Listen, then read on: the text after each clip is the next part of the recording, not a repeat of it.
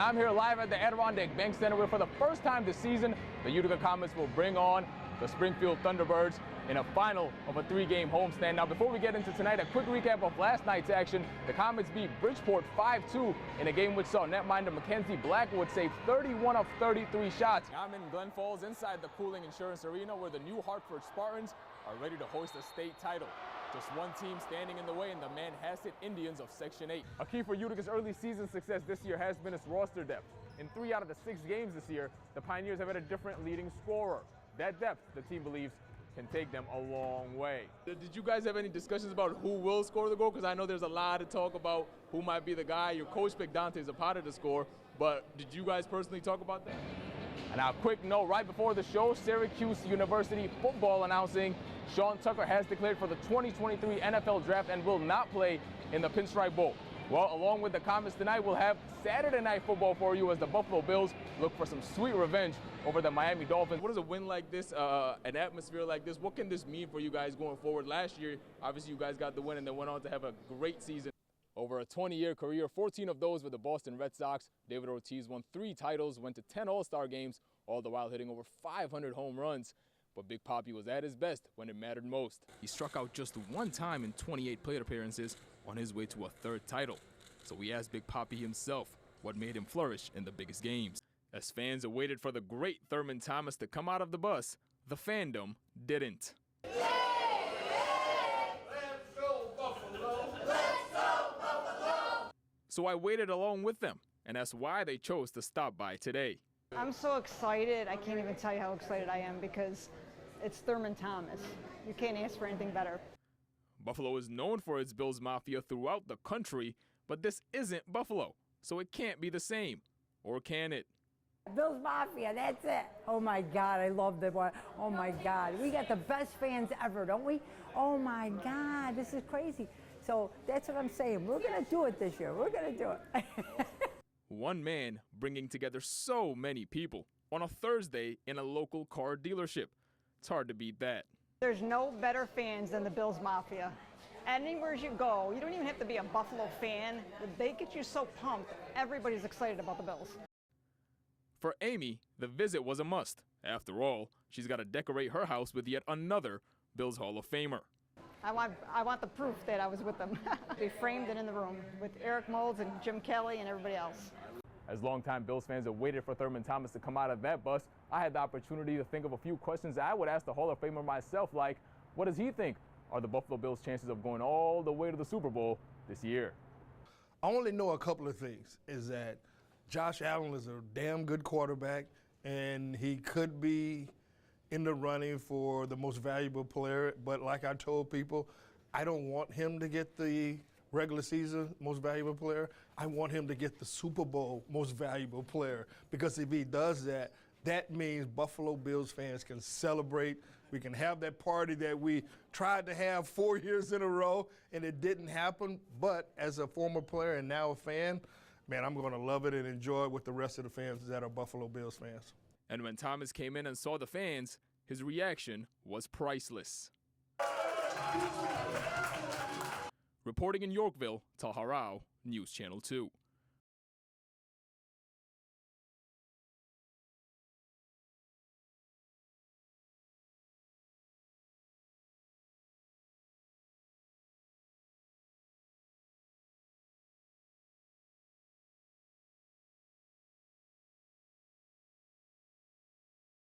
Good evening, everyone. The Utica Comets back tonight away from home, but not too far as they make a quick trip to Syracuse to finish off a busy slate against the Crunch. Playing the same team for the 3rd time in just 6 days. Crunch and the white Comets in the red sweaters. Crunch up 1 in the first. Comets on the attack. Nolan Foote looking to even it, but it's Ryan Schmelzer with the rebound shot. Ties things up inside Upstate Medical Arena. Still a 1-1 game after that. Can Utica take the lead for the first time? That would be a resounding yes, according to Graham Clark. Comets leading scorer gets his first against Syracuse on the season, 15th overall. Now, Crunch would tie it later in the 3rd, and we'd have bonus hockey in Syracuse. Just 12 seconds in the extra frame, Foote bombards the net and scores. Oh, baby. And a huge mashup in front of the net after that would turn into somewhat of a scene, and we'll see what comes of that in the following days. Mason Gertson having a shouting match with Jamel Smith of the Crunch. Comets they get one on their rivals 3-2, the final in OT. In the NFL, the New York Football Giants began the season with low expectations, but the hiring of head coach Brian Daboll turned out to be one of the best signings of the offseason, along with the rise of quarterback Daniel Jones and electrifying running back Saquon Barkley. G-men make it all the way to the divisional round of the playoffs and face division foe Philadelphia, who just happens to be the #1 seed in the NFC. And well, they played like it today. Start to finish, the Eagles trounced the Giants. Final score 38-7. An offseason filled with hope for New York, though, coming up. And say a prayer for my man Eddie in the back if you can. And if you haven't heard by now, the Buffalo Bills are playing football tomorrow in Buffalo, announcing today that it has elevated former Syracuse Orange defensive end Kingsley Jonathan. This marks the first elevation for Jonathan after a breakout performance against his former squad, the Chicago Bears. Bengals, Bills tomorrow. Kickoff set for 3 p.m. Oh, we jump to the college basketball now. The Hamilton Continentals 10-7 on the season, coming off a tough loss at Tufts College, have the chance for some redemption as they go back inside the Margaret Bundy Scott Fieldhouse against the Amherst Mammoths earlier today. Continental 6-2 at home, taking on an Amherst squad. Just 3-8 on the road. Up 7, Hamilton's Hank Morgan with a baseline dish to Connor Rude. Money. Finished with a team-high 17 points. Other end, the Mammoths, Bobby Sommers. Ball on a string behind the back for the lay-in. Amherst now making a little run. Cannon Reynolds drops it off to Dan Schlackman. Easy 2 ties the game. Continentals, though, moving it. Rude to Graham Robinson to Owen Kane. Bank is open. Continentals 2-point lead there. They go on to blow the doors off of Amherst. 78-49, outscore the Mammoths 44-18 in the second half. To the American Basketball Association, home of the Herkimer OGs, taking on the Catskill Cardinals at Notre Dame High School. Early in the game, David Golombiowski gets out of the double team, finds the right man. That's Gio Diaz from distance. OGs up 4 now. Then Jordan Fragel with a cross-court pass to Lavoy Leggett Sr., who gets up and flushes it down. And shortly after, around the perimeter they go. Matt Baldwin pockets home a 3-ball. Then it's more of the same out of the triangle. Derek Felder will take it himself. Oh, no, he won't. Gives it up to Gumby. Man down. Shout out Mark Jackson. Catskill trying to claw back in at 24 with a heads-up steal here. And the 2-handed jam on the other end trims the lead to 7. Coach Gumby, little concerned, teaching up the guys in a timeout. I wonder what he's saying. Here's Javon Evans.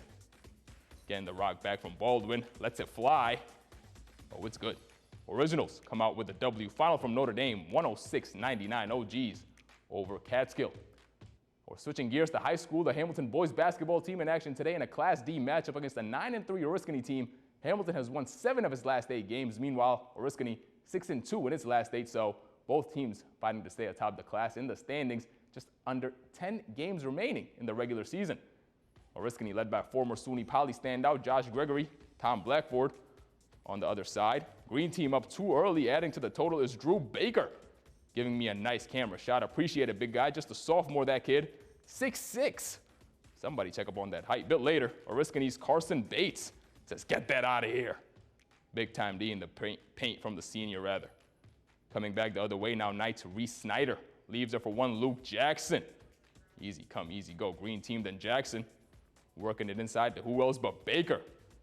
Guys, he's got a mouth guard, and I'd watch out if I were you. More Hamilton now. They dominated this one from start to finish. Nice find there by Jackson, and Snyder finishing despite the contact. And just for good measure, Ethan Nagel leaves it off the glass for Snyder. Not sure if he meant to, but he did it, and that's all that matters. Hamilton does it going away, 79-15, your final score. We'll stick with basketball, but over the girls' side now in a Class B versus Class C contest, the Cooperstown Hawkeyes take their collective talents to Clinton to face a reeling Warriors team, just 4-6 on the season, but is coming off a Sequoia Valley win last time out. Can the squad keep it going at home? Cooperstown in the traditional orange, Clinton rocking the whites. First cue, Warriors Eva Gaetano with a crossover J in the face of the D, cuts the lead to 2. Other way now, Hawkeyes Danny Seaman has 2 in her mind. Fills it up. Good game for the senior. Back comes Clinton. Elise Muslim. Thought about the pass. You know what? I'll just shoot it. Good idea. There's another good idea, this time by the orange jerseys. Moving the rock. Hannah Craig pulls up from the free throw line. Give me that. On a dime. Knocks it down. More Hawkeyes. This time from 3-point land, it's Claire Jensen making it rain.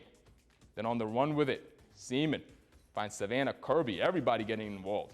She takes a floater in the lane, bangs it home, tough shot, makes it look easy. Cooptown made it all look easy. They get the win over Clinton, 55-34. We won halfway through the first month of 2023, and another week down, high school basketball is heading towards sectionals with a head of steam, and so is winter volleyball. With that, you know what time it is. Roll it, Ed. It's your top 6 at 6. Coming in at number 6, Waterville at Dolgeville boys basketball. How about 6'3" forward Cole Pearsall? Stepping out for some step back. Jeez, put him on a highlight reel, young man. Nimble feet, nimble. At number 5, same sport, Oneida at RFA.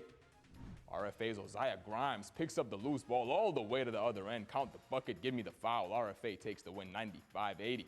Number 4, Cooperstown visiting Little Falls girls basketball.